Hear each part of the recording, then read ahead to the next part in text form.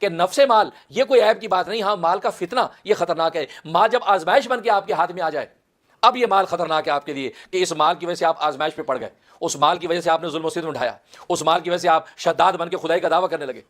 شداد کو کتنا مال اللہ نے دیا، کتنا مال دیا اس کو، تو اللہ نے ایسی صلاحیت دی کہ وہ زمین میں دیکھتا تو زمین کے چھپے خزانے اس کو نظر آتے تھے، زمین میں سونے چاندی کی بھری دیگیں اس کو نظر آتی تھیں، اور وہ اپنے خدام کو کہتا تھا یہاں سے خزانے نکالو۔ اس نے جو جنت بنائی ویسے نہیں بنائی، اللہ نے اس کے لیے مال کھول دیا، مال کھول دیا۔ چھوٹا سا بچہ تھا اور بچوں کے ساتھ کھیل رہا تھا، ایک قافلہ گزرا، اب جیسے قافلے والوں کی چیزیں گر جاتی ہیں تو کسی کا کوئی چیز سرما گرا، یہ بھی بچے اس نے اٹھا لیا سرما۔ اب وہ قافلے کے پیچھے بھی ایک شخص آیا کرتا ہے جو گری ہوئی چیزوں کو اکٹھا کرتا ہوا تھا، اب اسے دیکھ لیا کہ کوئی چیز گری سے اٹھائی، اس نے کہا دو مجھے بندہ اس کے پیچھے لگا، اسے جلدی سے اس کے نکال کے سرما آنکھ پہ لگایا۔ جیسے آنکھ پہ لگایا تو اسے زمین پہ دیکھا تو زمین کے چھپے خزانے اس کو نظر آنے لگے، خزانے نظر آنے لگے۔ اب یہ بڑا ذہین تھا، اس نے سوچا کہ اگر میں بتاؤں کہ اس پہ خزانے نظر آ رہے ہیں تو یہ تو مجھ سے چھین لے گا یہ سرمے دانی۔ اسے فوراً آنکھیں ملنا شروع کر دیا اور چیخنا شروع کر دیا، او میں اندھا ہو گیا، یہ کیا لگا دیا تم نے، کیا شور مچا دیا۔ اب جب شور مچایا تو وہ قافلے والے نے سوچا یہ رو کہ بستی والے آ کے میری گردن کاٹ دیں، وہ وہاں سے دم دبا کے بھاگا، اس نے اس کو محفوظ رکھ لیا۔ وہ جب بھی سرما لگاتا زمین پہ دیکھتا زمین کے خزانے نظر آتے اور وہاں سے خزانے نکلواتا۔ یہ اللہ کی تکوینی نظام تھا۔ شداد نے اس طریقے سے پورے ملک سے خزانے اکٹھے کر کے پھر جنت بنائی تھی۔ تو مال اللہ نے دیا تو کیسے آزمائش میں مبتلا ہوا کہ اللہ کے مقابلے میں وقت کے صلحاء اس کو نصیحت کر رہے ہیں کہ آخرت کے لیے بھی کچھ کر لے، آخرت کی جنت کا سامان کر، دنیا میں ظلم نہ کر۔ کہا کہ اچھا آخرت میں جنت کیسی ہوگی؟ انہوں نے کہا ایسی ہوگی، ایسی ہوگی، ایسی ہوگی۔ کہا بس صحیح ہے، میں ویسی خود ہی بنا لیتا ہوں، مجھے تمہارے خدا کی جنت چاہیے ہی نہیں۔ اور اس نے بھی جنت بنائی، جنت بنائی۔ 1200 اس کے مستری تھے اور ہر مستری کے ساتھ 1000 جو ہے مزدور تھا، دن رات کام ہوا، 12 سال کے عرصے کے اندر جنت مکمل ہوئی۔ تو وہ معمولی جنت نہیں کہ جس کا ذکر اللہ نے خود کیا، جس کا ذکر نبی نے خود کیا، وہ کیا چیز ہوگی۔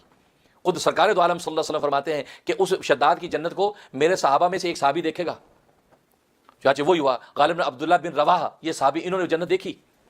عراق کے قریب ان کا اونٹ چھوٹ گیا، اس اونٹ کو تلاش کرنے کے دوڑے تو عراق کے قریب وہ جنت ہے، وہ صبح کا وقت ہے، سورج طلوع ہو رہا ہے اور سورج کی شعائیں جو جنت پہ پڑ رہی ہیں، اور ایسا نظارہ تھا اللہ اکبر کہ ایسا حسین نظارہ ہوتا تھا کہ کوئی دیکھنے کی تاب نہیں لا سکتا تھا۔ اسے ایسا بنایا تھا کہ سورج نکلتا تھا اور جنت پہ اس کی شعائیں جب پڑتی تھیں، سونے چاندی کی جلملاٹ، ہیرے جواہرات کی جلملاٹ، سونے چاندی کے درخت، ہیرے جواہرات کے پھل پھول لگا رکھے تھے اس نے، اور مشک و عنبر کی مٹی بچھا رکھی تھی۔ اب وہ جو نظارہ صحابی نے دیکھا ہے وہ تاب نہیں لا سکے، بے ہوش ہو گئے۔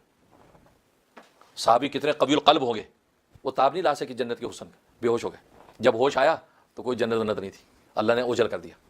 انہوں نے سیدنا امیر معاویہ رضی اللہ تعالیٰ عنہ کو آ کے بتایا، ملک شام میں پہنچے اور کہا کہ میں نے ایسے سے دیکھا۔ انہوں نے علماء کو جمع کیا تو علماء نے کہا ہاں سرکار دو عالم صلی اللہ علیہ وسلم نے بشارت دی تھی کہ ایک صحابی ہوگا میرے صحابہ میں سے جو شداد کی جنت دیکھے گا۔ اللہ نے اس کو اوجھل کر دیا۔ تو کہنے کا مقصد دیکھو، مال جب دیا اللہ نے، فتنہ، اس مال کے فتنے میں شداد ایسا مبتلا ہوا کہ انا ربکم الاعلی، خدائی کا دعویٰ کر دیا اور کہا کہ تمہارے خدا کی جنت مجھے نہیں چاہیے، میں اپنی جنت خود بنا لیتا ہوں۔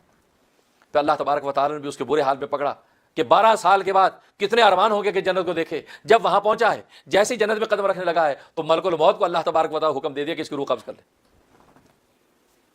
تو ملک الموت نے اللہ تبارک و تعالیٰ سے عرض کیا تھا کہ مجھے اس وقت رحم آیا تھا اس کی روح قبض کرتے ہوئے۔ کسی کی روح قبض کرتے رحم نہیں آیا، جو شداد کی روح قبض کرتے رحم آیا کہ اتنے ارمانوں سے جنت بنائی ہے، ایک نظر دیکھ تو لیتا۔ لیکن اللہ تبارک و تعالیٰ کا حکم تھا، اللہ نے اس کی روح کو قبض کر لیا۔ اور یہی وہ شداد تھا جو بچپن میں چھوٹا بچہ شیرخوار تھا اور ایک تختے کے سائل کے تختے پر زندہ بچ گیا تھا، تو اللہ تبارک و تعالیٰ حکم دیا تھا ملک الموت کو کہ اس کی ماں کی روح قبض کر لے۔ تو ملک الموت کہتا اس وقت مجھے اس بچے پر رحم آیا تھا کہ یہ معصوم بچہ کہاں جائے گا جس کی ماں کو روح قبض۔ تو اللہ تبارک و تعالیٰ فرمایا کہ اے ملک الموت، 2 مرتبہ تجھے ایک ہی شخص پہ رحم آیا۔